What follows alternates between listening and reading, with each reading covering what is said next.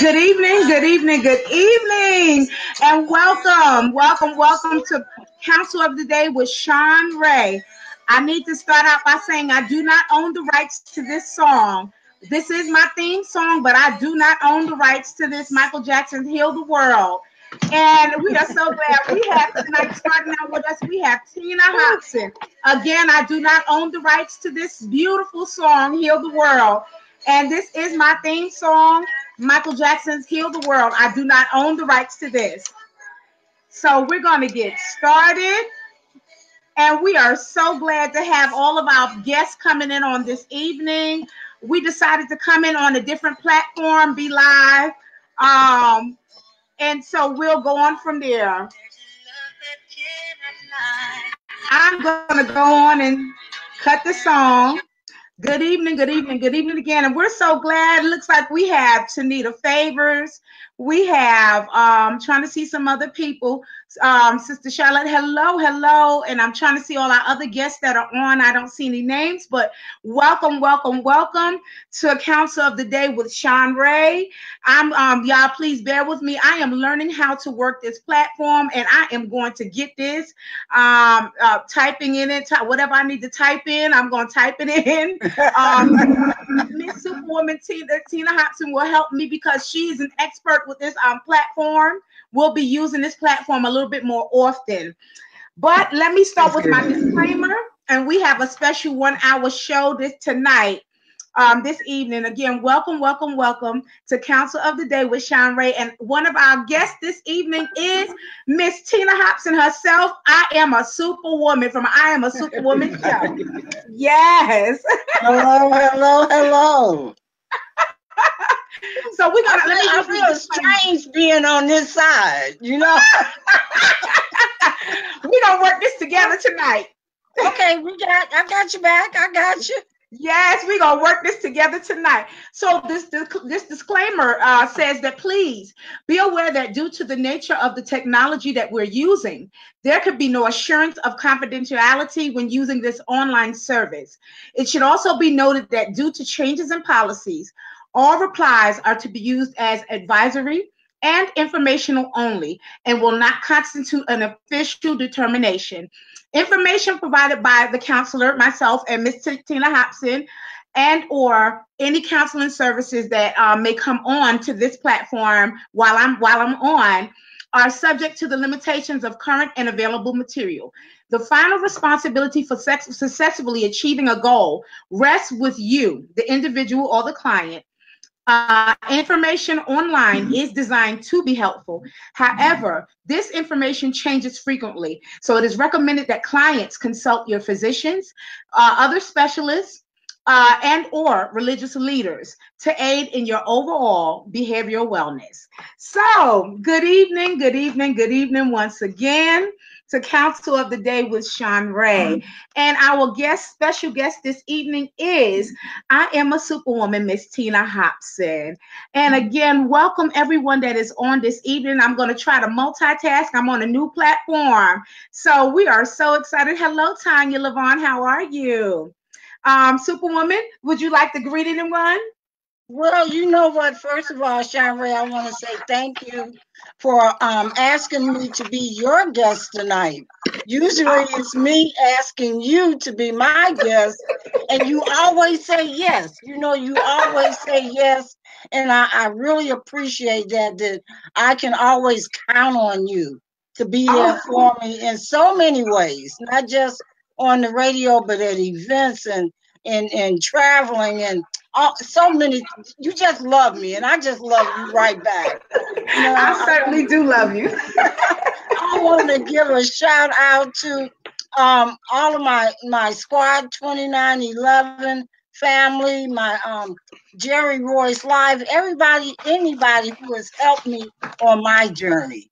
I want to thank my professors, my co-students, everybody who is co-workers who has helped me through these past almost 30 years in the field of counseling. You know, it's not something to take lightly because we have other people's lives in our hands. That's right. So we have to be compassionate. We have to be understanding. We have to hold our tongue sometimes, but we still have to be firm and direct, or they don't get the help that they need, or we're not doing them any good. That's So right. I just say, hey, everybody. Yes. So we're going to dive right in. This is part 2 of our sexual addiction and self-sabotage. We started this past Tuesday, and I want to say I thank God because there were some things that were exposed, and there was some help that people did have, and you know, it's not easy talking about a subject like this, or even fessing up to the fact that you may have experienced this, or you may be going through this at this time, or you're in relationship with someone who has this type of affliction that they may be experiencing. So I want to start again with the definition of sex addiction. And there's a few of them, but I want to go on and we want to dive right in. First, let me give you our scripture for this whole session. Philippians 4:13. I can do all things through Christ who strengthens me. I can do all things through Christ who strengthens me. So let's go on to the definition of sex addiction. And then I want to tell you the definition of narcissistic behavior. So sex addiction can refer to a range of behaviors that are done in excess and significantly impact one's life in a negative way. So the Diagnostic and Statistical Manual of Mental Disorders, otherwise known as the DSM-5, does not list sex addiction as a diagnosable condition yet, but research indicates that there is a clear prevalence of adverse sexual behaviors that is similar in development to a chemical addiction. So, in the Western psychiatry, excessive sexual behaviors have been documented since the 1700s and have been referred to as the Don Juanism, as a lot of y'all know, we know about Don Juan. So the Don Juanism, satirisis, I'm saying that wrong, nymphomania, excessive sexual drive, sexual addiction, and hypersexuality, among other things. And these terms all refer to sexual behavior that includes limited control of excess and problematic sexual fantasies, urges, and behaviors. So that is the Webster's and the psychological dictionary's definition of sex addiction. I'm going to move on to narcissistic behavior. Narcissistic's definition is having an excessive or erotic interest in oneself and one's physical appearance, or someone who is extremely self-centered with an exaggerated sense of self-importance, marked by or characteristics of excessive admiration of or infatuation with oneself. So that's the difference between the two. There are some sexual tendencies in that. Do you want to add to anything, Tina, Miss Hobson? Yeah, real quick. When we talk about sexual addiction, we're talking about that in the same sense as maybe heroin addiction, alcoholism, gambling addiction. It stems from not so much the behavior, but the pleasure that comes behind or from the behavior, which allows it to continue going. It controls, or it attaches to or alters the dopamine in your brain, the pleasure principle. That's what, Janet Jackson made that song years ago, the pleasure principle, and that is actually a term because it has to do with how the brain reacts to certain things. Say, for instance, I'm allergic to spinach. Okay, it's not that I don't like it, but it makes me sick if I eat it. So I don't eat it. Okay. But there's other things that I love so much that I'll eat it until I get sick. Okay. Addiction will alter your behavior. It's the chemical imbalance within your brain that alters your behavior. When you talked about narcissism, it is a behavior where the person doesn't have to be addicted. It's not, narcissism is not an addiction, even though it's a disorder. It's a disorder where the person is a self-sabotager in the sense that they can't see but beyond themselves. Right. And it's not that they want to. They don't have any control. It's a mental health disorder where pornography, not pornography, but sex addiction is a brain, is an imbalance in the brain. That's Thank right. you. Okay. That I'm so glad that you said that, and to clear a lot of things up. So I want to revisit the different types of sexual addictions that we started to talk about on Tuesday. Pornography is one of them. Prostitution, masturbation, or fantasy is another one. Sadistic or masochistic behavior is another one. Exhibition, voyeurism is another one, and other excessive sexual pursuits. And I added such as bestiality, such as pyrosexual type of events where people have to be around excessive heat or fire in order to achieve the sexual height that they're looking for. There are some people that they need to be cut or see forms of blood in order to reach that height that they're achieving. There are other people that need to have a near-death experience in order to reach the sexual height that they're looking for, and like maybe have a plastic bag put over their head during the time of the sexual heightenment, or maybe a rope put around the neck, or to be choked, or just a near-death situation that will bring them to that heightened expectation they're looking for. There are other people that have to be in nature in order to to reach the height that they're looking for. Tree lovers or different things like that. So there are different types of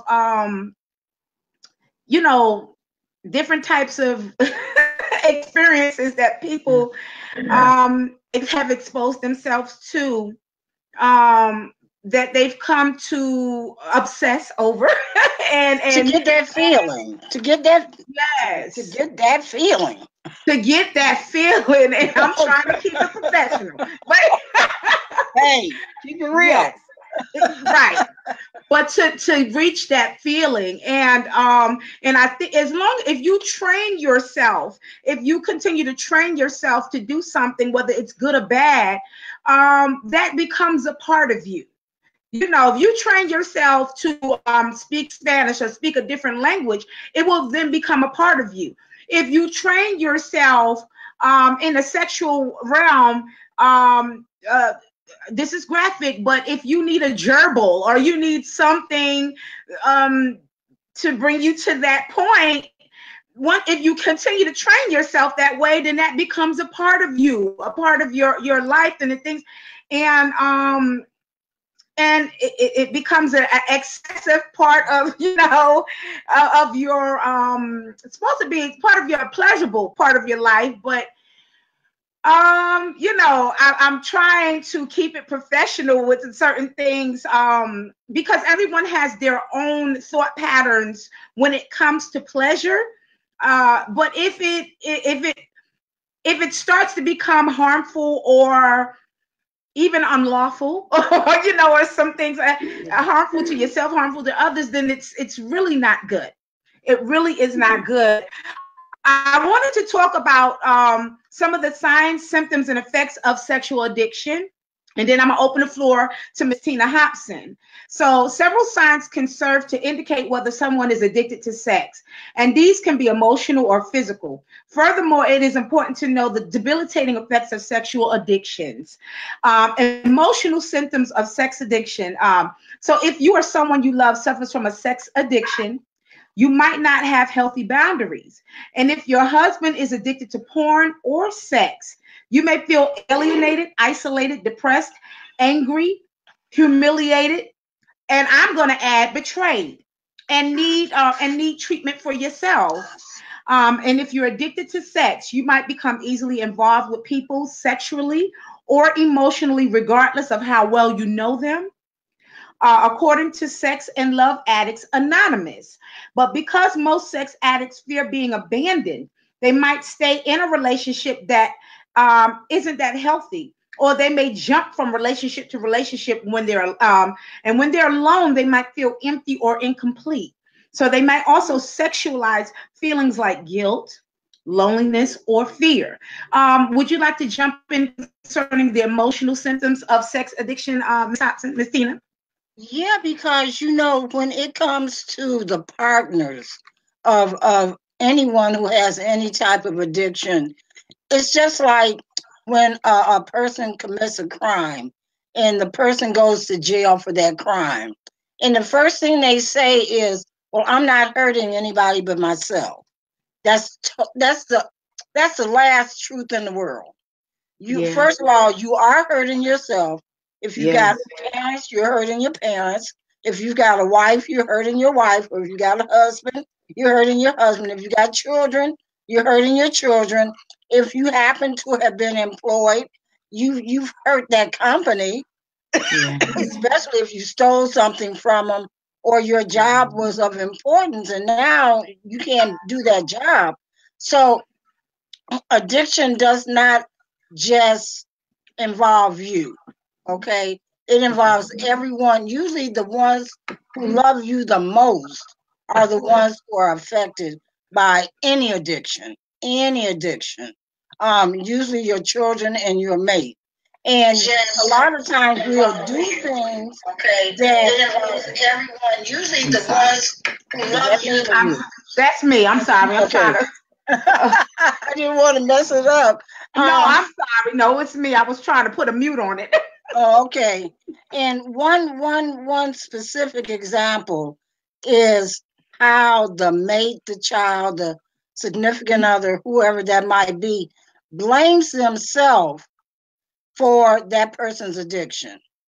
If I should have been better. I'm not good enough. I don't look right. I didn't cook dinner right that day.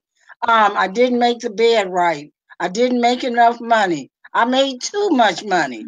I didn't let him or her be the breadwinner. It could be whatever you feel that you did to cause this problem. And it's not your fault. No. People need to know that it's not your fault when it comes to somebody that you love having an addiction. Again, the addiction is that the dopamine, which is a pleasure principle or the pleasure factor in your brain that tells you, "Oh my God, that feels good. Do it again. Oh, that feels good. Do it again." And let me say something right here too.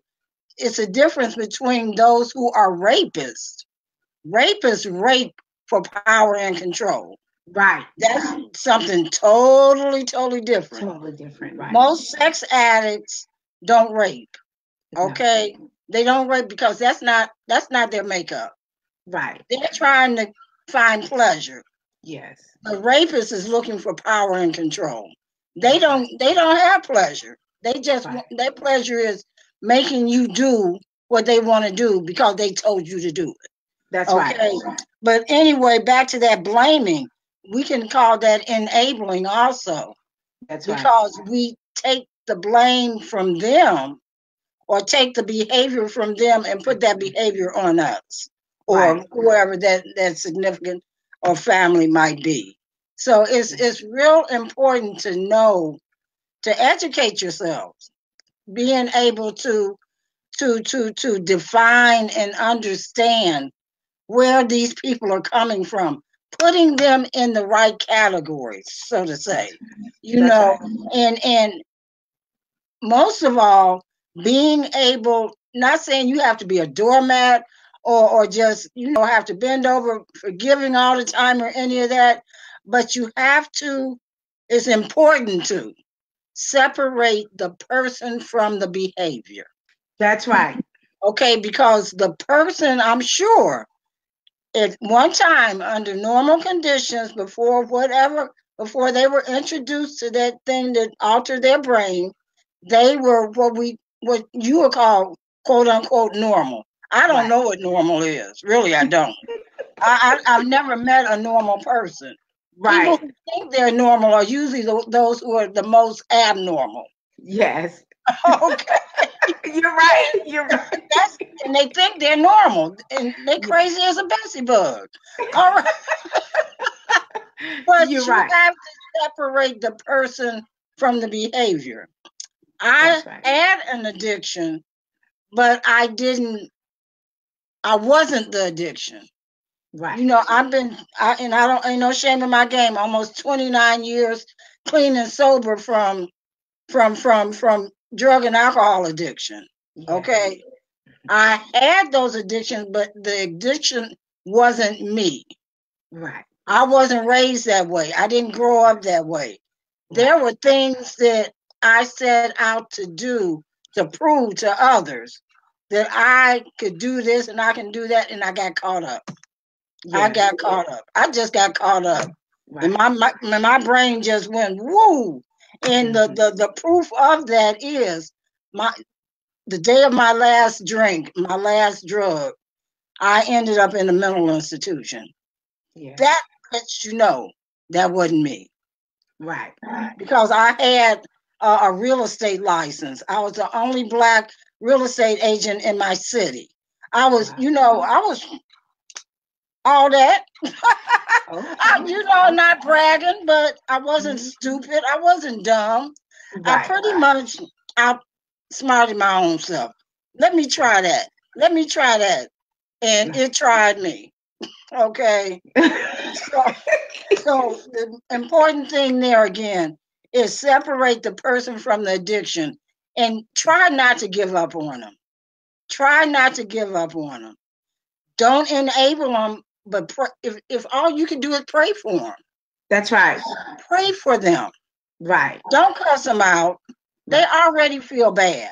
Mm-hmm. Nobody wants to be an addict. Right. Nobody likes being an addict. Right. They don't. It's nothing that when they were in kindergarten and the teacher asked them what do they want to be when they grow up, they didn't say, "Oh, I want to be a drug addict." No. Or I want to be a sex addict. Mm-hmm. They didn't say that because they never meant to be that. That's right. Okay. That's right.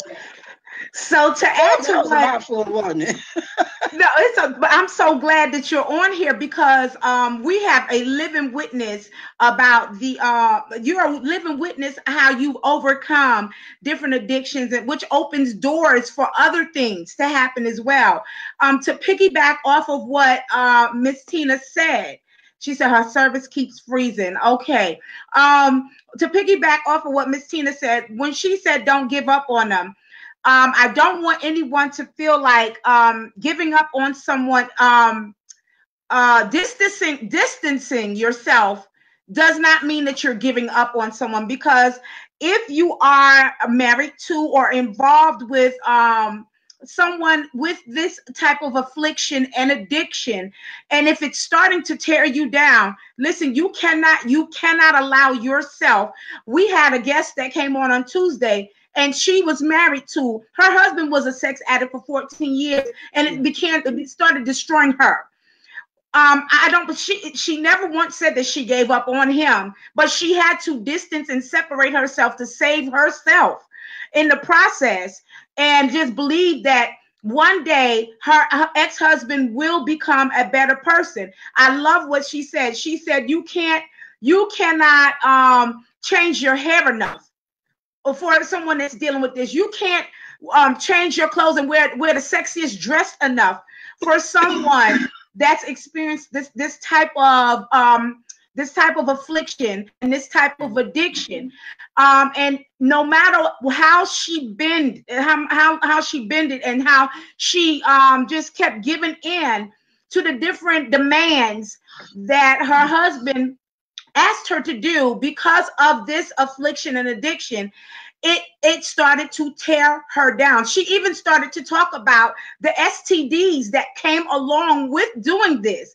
So to piggyback on what Miss Tina was saying, Don't think that you're giving up on someone if you have to distance yourself to save yourself, and especially when there are children involved, because if you can provide more of a stable life for someone and you can say a word of prayer or keep them in prayer and keep your distance, that's not giving up. Remember, if we are not in a place where we're healthy enough for ourselves, then we can never, ever help and be healthy enough for anyone else. So I don't want you all to look at the two things and say, I'm giving up. That's not giving up on someone. It means that we're never the answer for someone with any type of addiction.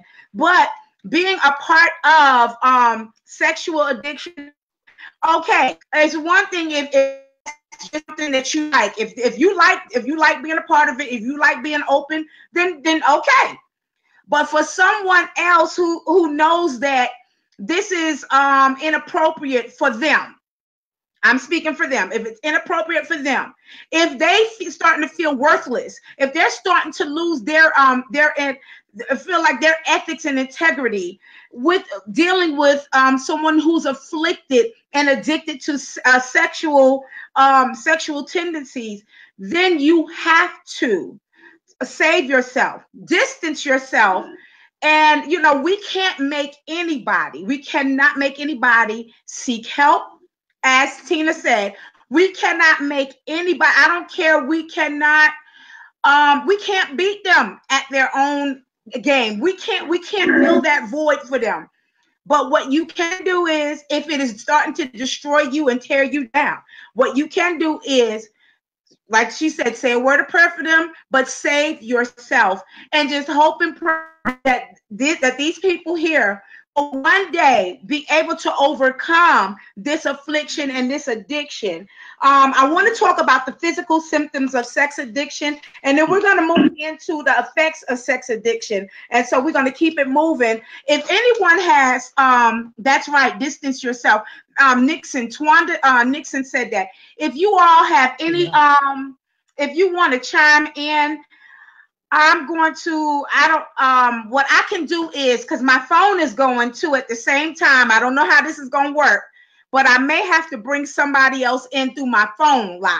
I don't know how that's going to work, but that's how I'm going to work this with you all, okay? Because they don't have the link to the Be Live, so I might have to do it that way. See, I don't know how we're gonna do this, but let me read the physical symptoms of sex addiction. If you all have, wait a minute, is it somebody that I know? I can send it to them. Okay, if they want to come in, then yes, Miss Tina will send it to you, or I will try to send it to you through Messenger, and then y'all can come in that way with the Be Live platform. If you want to come in, if you have any, if you have a scenario, if you have a life experience, we're welcome to come in, because again, this is about us healing. Those of us that have overcome some things, and this is about healing. There is hope. There's healing out there. There's help. As you can see, Miss Tina is a living witness. There is help. Yes, when you look at her, I said, this is diva. Diva. You look at her and you can't see where she's been in her life unless she tells you. So there is hope and there is help out there. So the physical symptoms of sex addiction. Although a sex addiction or pornography addiction can create many physical side effects, few physical symptoms of this disorder exist. However, the most common physical sex addict symptoms you might notice from having a sexual addiction is feeling immobilized due to sexual or emotional obsessions. You're feeling immobilized. Wow. So let's talk about the effects of sex addiction. So according to Departmental Management of the USDA, about 38%, I read this on Tuesday, I'm gonna read it again. 38% of men and 45% of women with sex addictions have venereal diseases as a result of their behavior. Pregnancy is also a common side effect that can occur due to risky behavior. And in one survey, nearly 70% of women with sex addictions reported they experienced at least one unwanted pregnancy as a result of their addictions.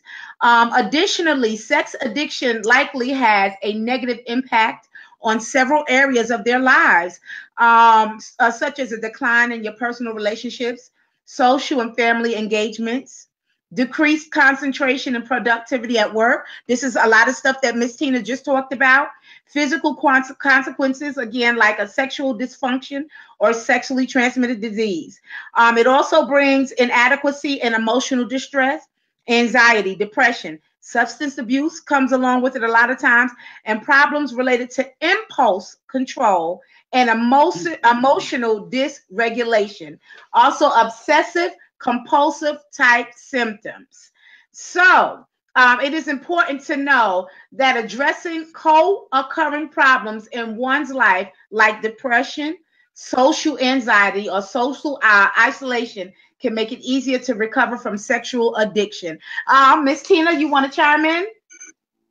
Wow, you know what? I kind of like touched on a lot of it, like you said. Yes, you But did. again, remember that the mate or the significant other or even the children, if it's a family unit, because there is no prejudice when it comes to addiction. Okay, That's right. it can hit you no matter what race, creed, color, religion, sexual orientation. Um, nobody's immune to it. Nobody's immune to it. And a lot of times what happens is the family members start to play or take on different roles. That's Okay, right. the mate or the significant other usually becomes the enabler. They start making excuses for the addict's behavior. Okay, covering for them.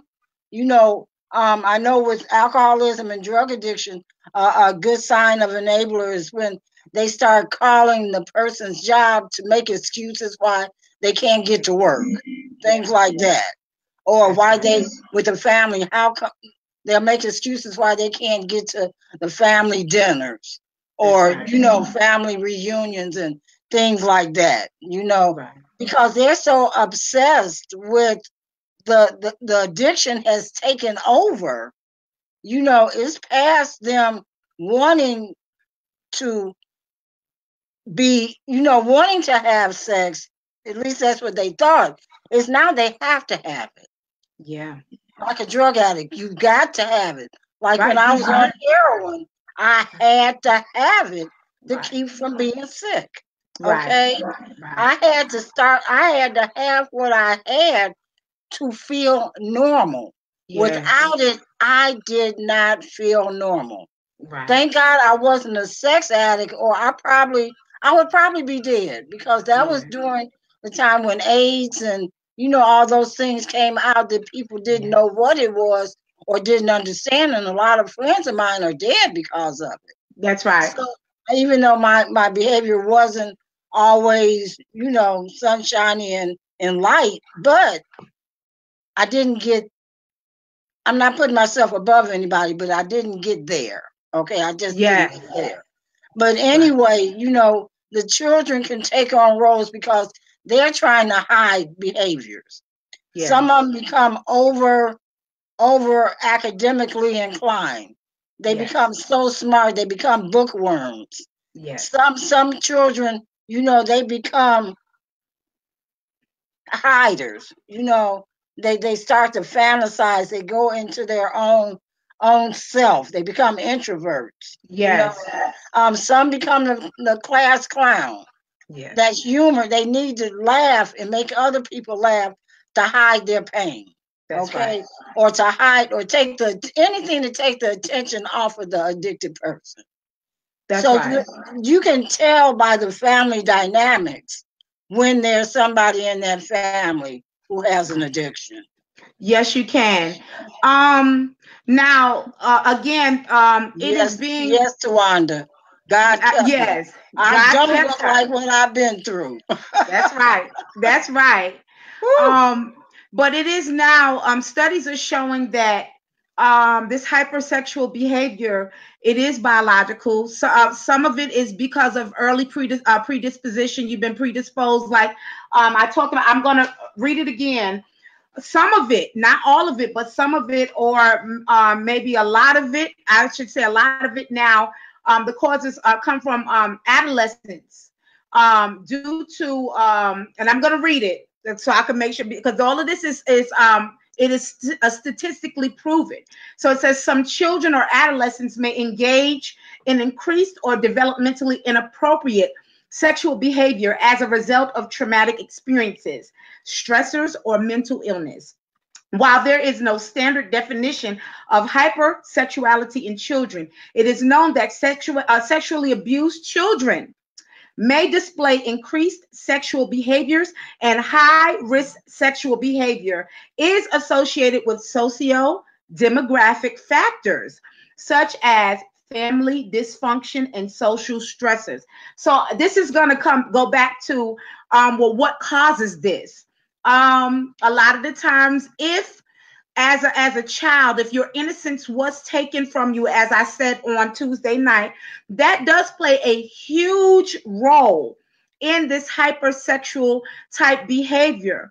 Because once again, if that is the only way that you can relate to someone liking you, someone wanting to be around you, having a friendship with someone, having a relationship with someone, is by giving yourself to somebody.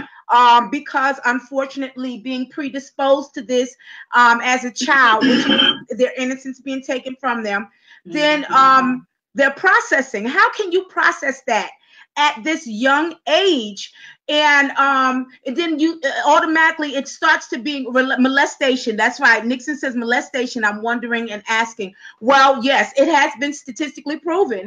And then outside of statistics, we all know from life experiences, if any child is predisposed to any type of sexual activity at a very young age, whether it's from an adult or another child, it is going to affect them. Case in point, and I have to tell you graphics in order for people to understand. I had a male cousin of mine years ago who is now deceased. Their family I come from a Christian background, so family filled with preachers and stuff. And a lot of preachers back then used to take people in their homes who were homeless or needed help. That's how they would help people if they didn't have a large budget like most of these mega churches have now. But the father was a pastor. He helped a family out, let them come in and stay in their home for a few months until they got on their feet. But back then they were so trusting. They let all the children sleep in the same rooms together and different things like that. And my male cousin never told his father that their oldest son was molesting him, raping him every night. So he was not only molested, but he was molested by someone of the same sex, which altered a lot of things. It took the choice away from him. His choice was taken from him. A lot of different things was taken from him. He never told his parents what happened to him until he was grown, and he started displaying specific tendencies. And when he told them, by then it was too late. He had made his choice of his sexual preference.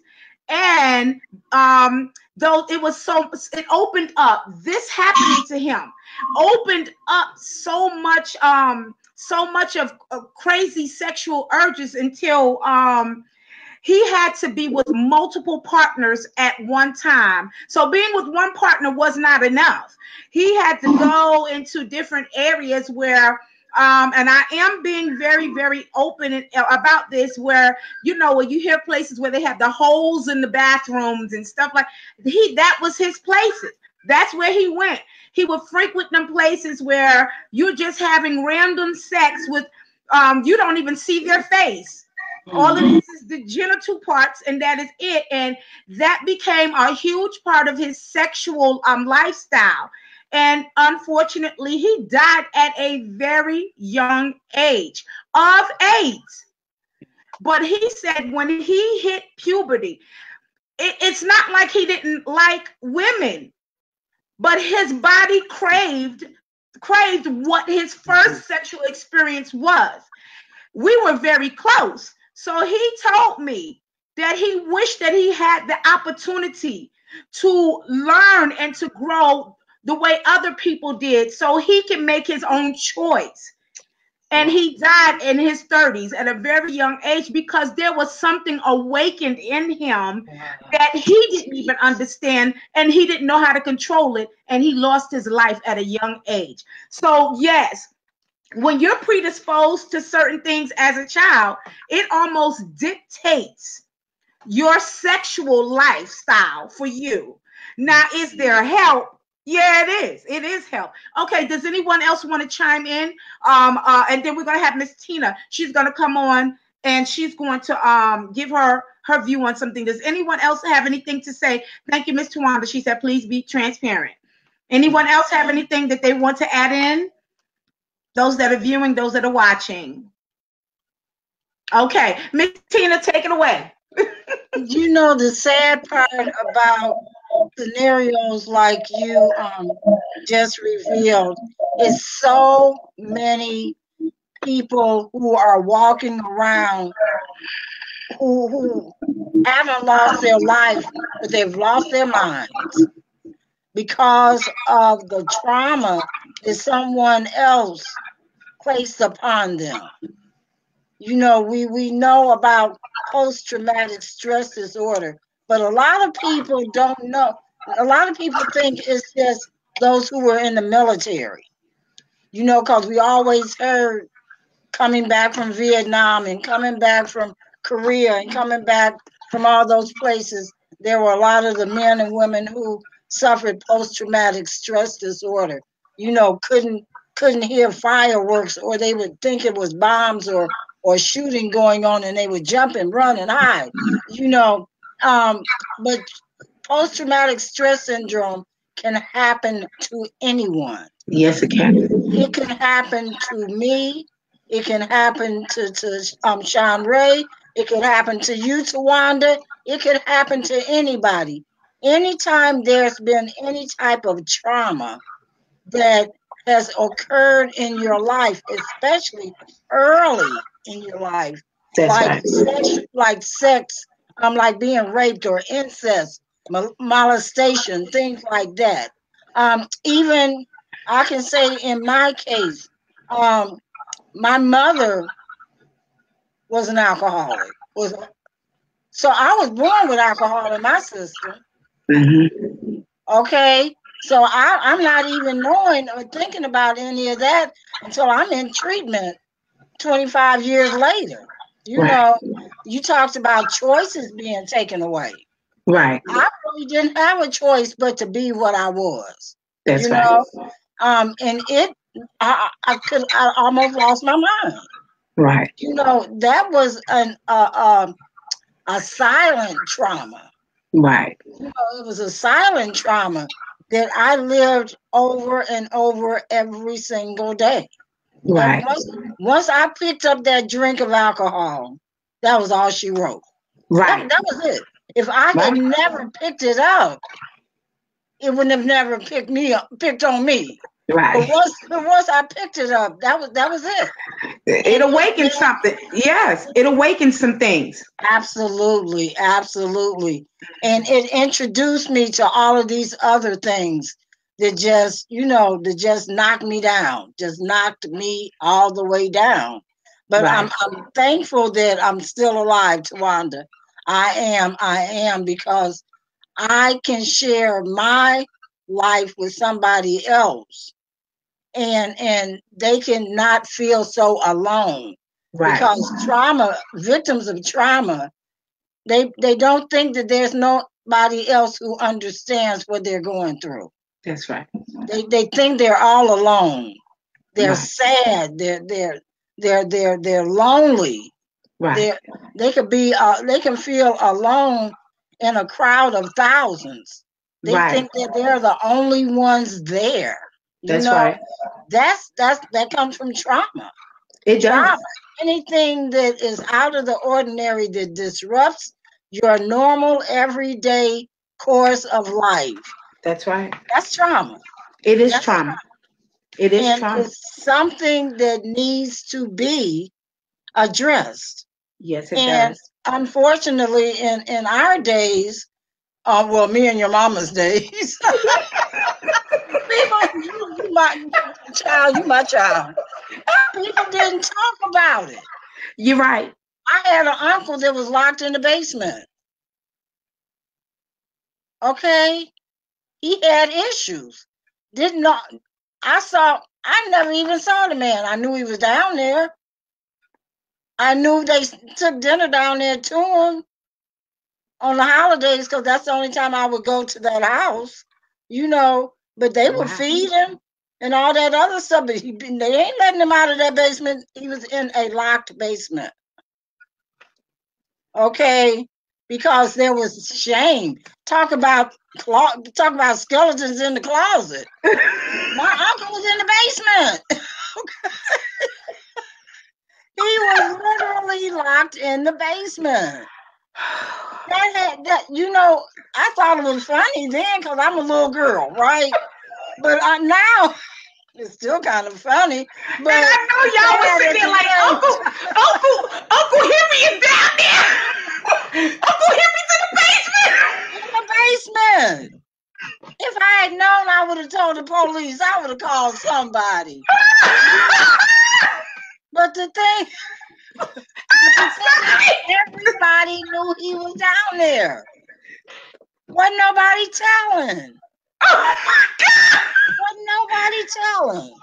You know what? Back then, it was either we maintain our family members because we're not going to send them to the, back then to the insane asylum. So the family probably said, we can take control of this and keep him. We'll feed him and clean him and let him stay down there.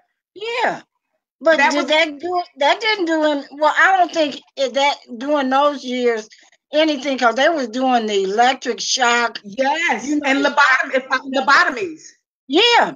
So maybe he was better off in the basement. Yeah, especially with our culture. Yes, definitely. Yeah, plus we couldn't afford to send him nowhere. No, you're right. You're right. Tanita is cracking up. So, girl, Uncle Henry stayed in the basement. Bottom line, being traumatized. That would have traumatized me. Because he might have came to his right mind sometime and woke up and where am I? Why am I in the basement by myself? And like you said, we couldn't afford medications back then.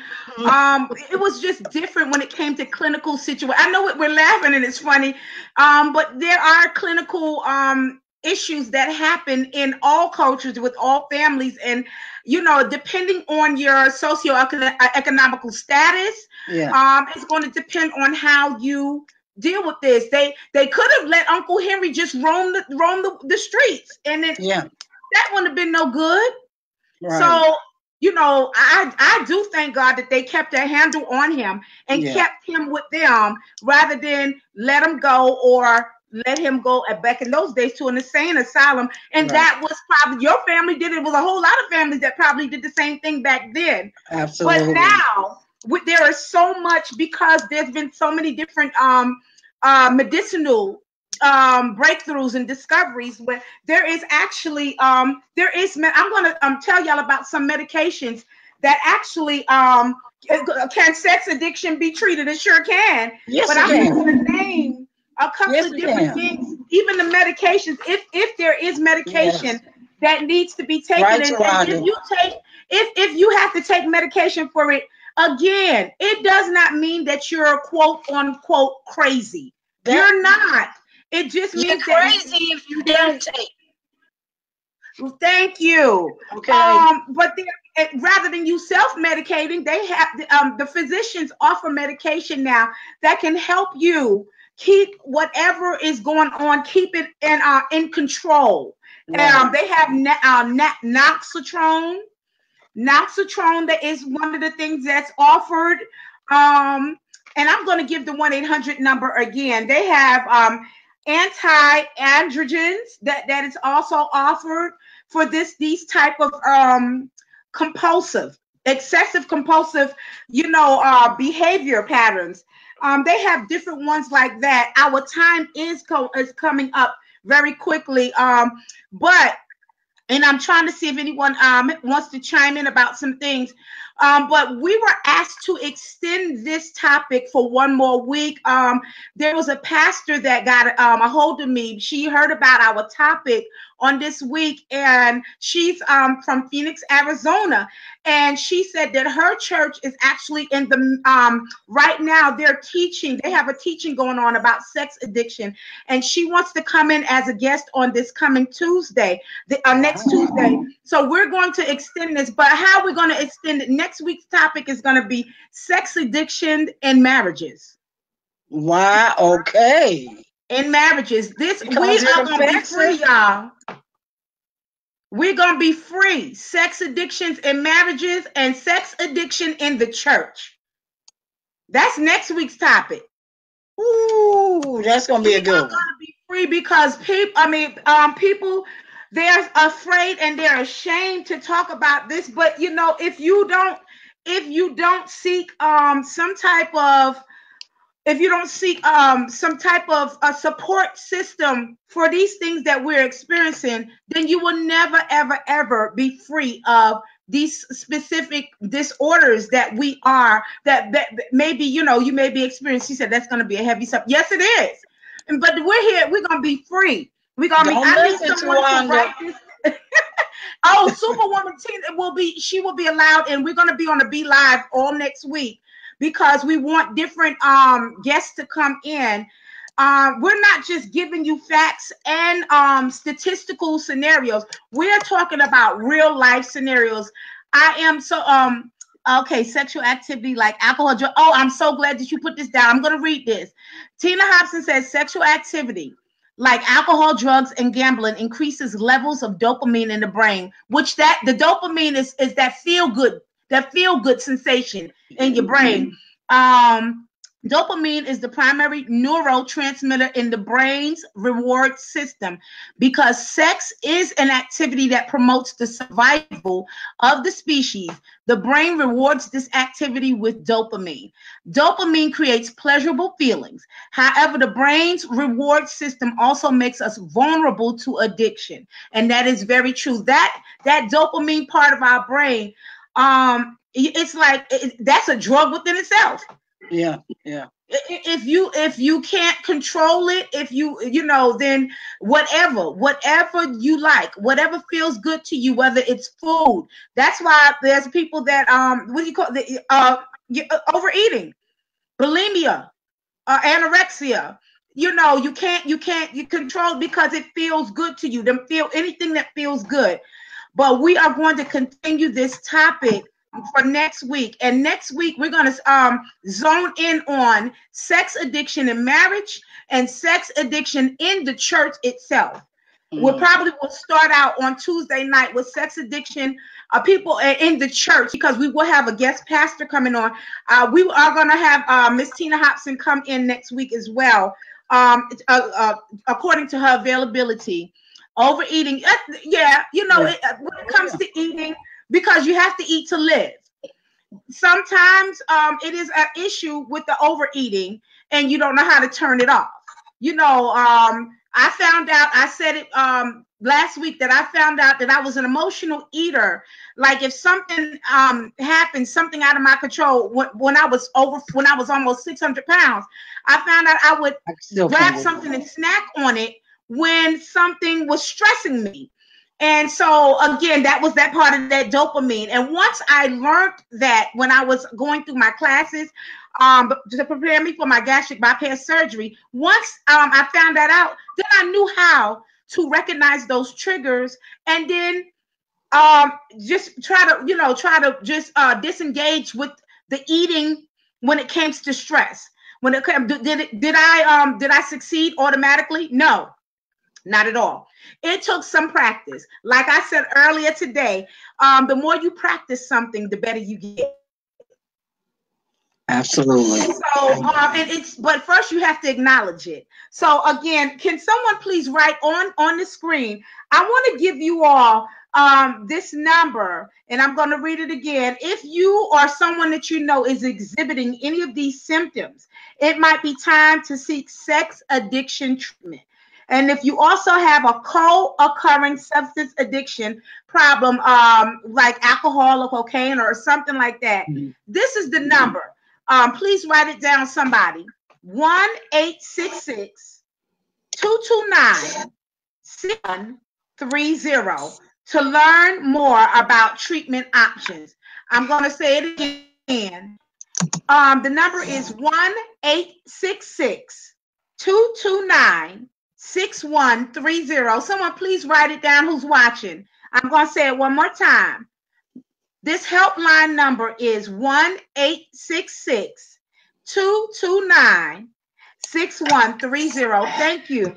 If you know someone that is experiencing this, please pass this number along to them. If you feel like that you have any symptoms, thank you so much, Mr. Wanda.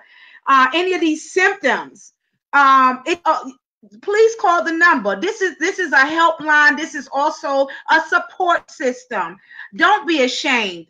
Don't be ashamed at all. And again, I'm going to start my theme song next Tuesday.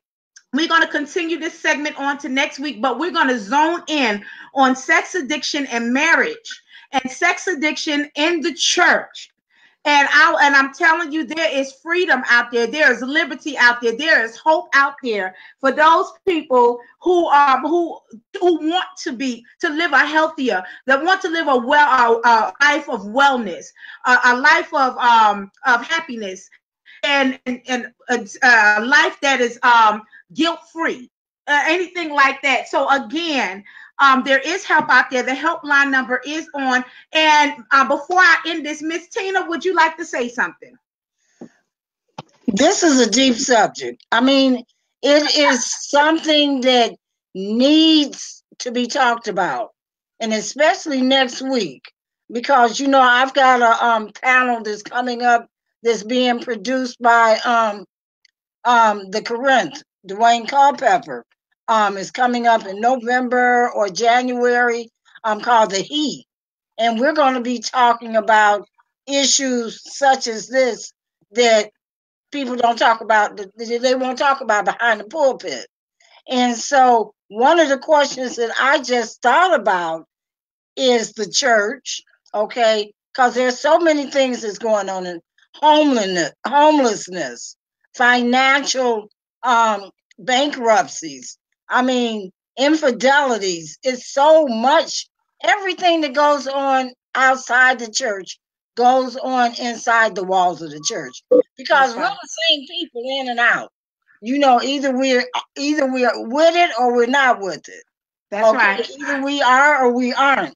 And so my question is, and I want to ask the pastor next week, does she think that it should be addressed behind the pulpit or in small groups? Because all the churches have little small groups. I don't think that many of them have Sunday school anymore. So we're doing small groups.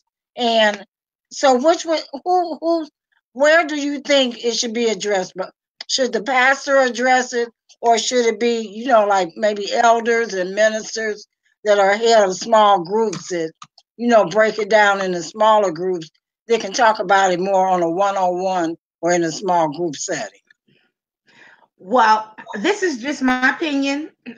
Being a pastor's granddaughter, growing up, that's all I know, been in church. Yeah. Where else? I believe that even these different things, because the Bible says that there is nothing new up under the sun. Mm-hmm. Think about Sodom and Gomorrah back in the Bible days. Why do you think that God allowed the angels to come in and destroy that whole city?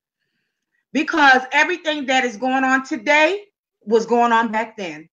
Absolutely. And it was considered perverse. There was a lot of things that were out of control there, and a lot of lasciviousness, as the Bible says, or perversions or whatever like that. And so To me, I believe if the pastor needs to address it over the pulpit when he has a full congregation, there's always, you can do it in a tactical way and with a lot of tact and a lot of, Nick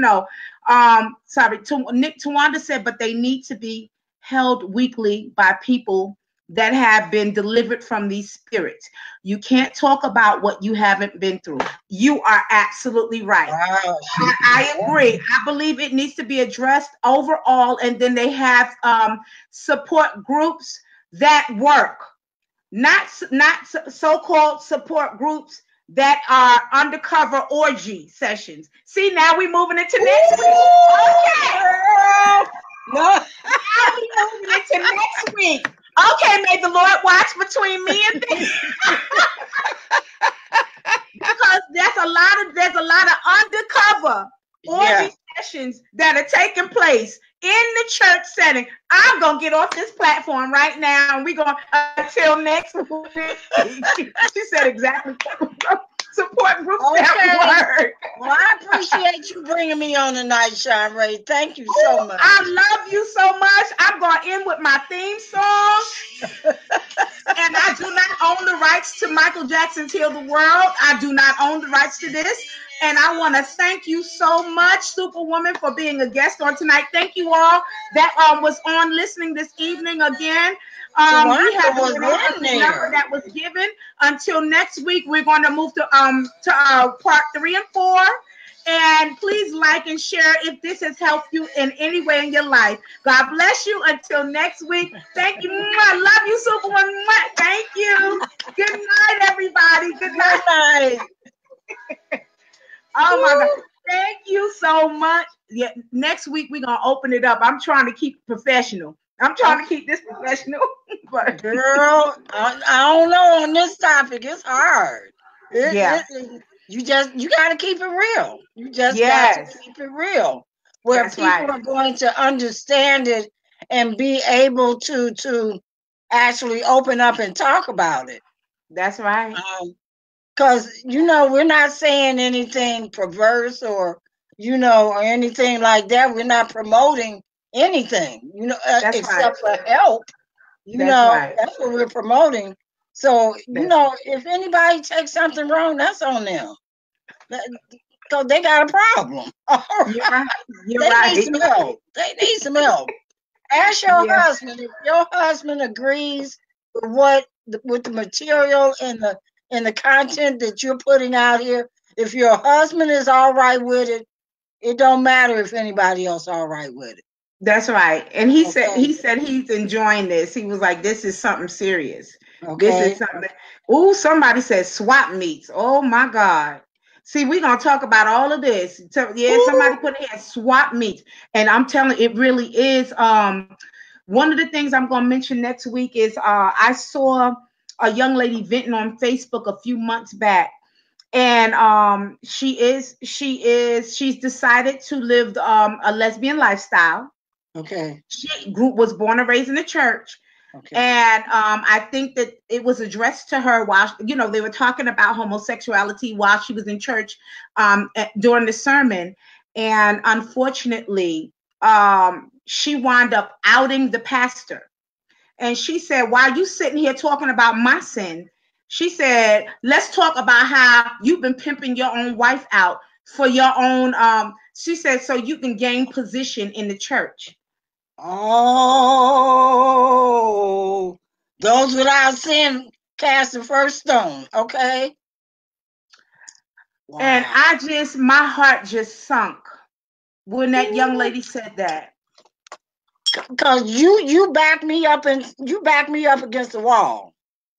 You back me up into a corner like a dog. And so what do a dog do? They're gonna come back out and bite the heck out of you. Fighting. Mm-hmm. Oh, Lord, you can see it on. We still live? Oh, it said end of the broadcast. Oh Lord, the preacher said we still live. I didn't know that. Oh Lord. I'm gonna call you Messenger. Just that way. I'll call you Messenger. We're still live. Oh my God. I said in the broadcast. Oh Lord.